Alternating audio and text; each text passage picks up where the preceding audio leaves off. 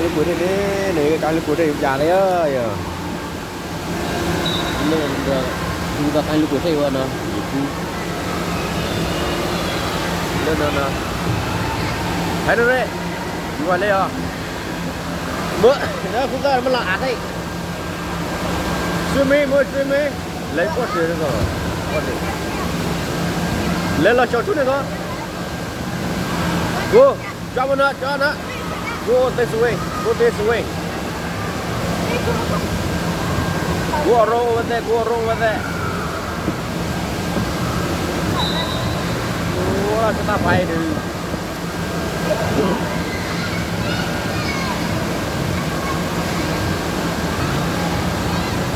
go wrong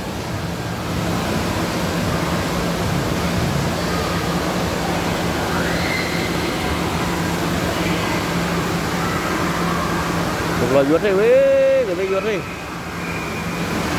đi vuốt đi dài chứ nó đắt là quần lên rồi luôn liao loa ôi trời cái gì cái này là dài rồi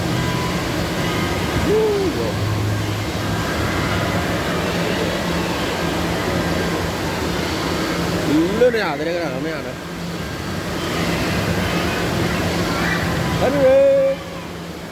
Henry watch it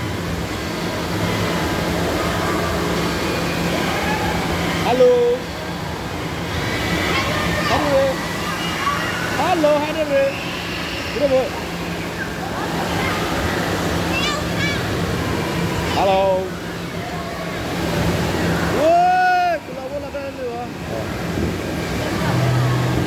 come here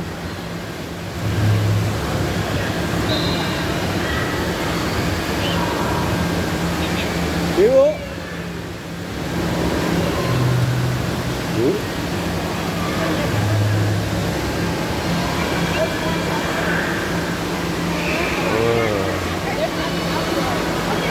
nó qua là vô thấy ở cái mưa đây thế này à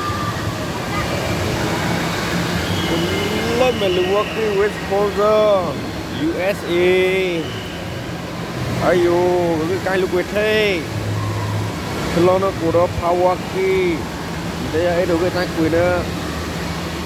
lúc dài mà tay đây address lo nó bà mặt cứ đây ra bây giờ xong rồi đây cái tay quên vừa thế mặt cứ đây bữa kia bữa ta nữa lúc dài ơi nhưng mà tay đây thời gian nó gây không là lo mặt cơ ôi phu cho gác loa nó át thành cô lừa chúng ta giờ lên giả thì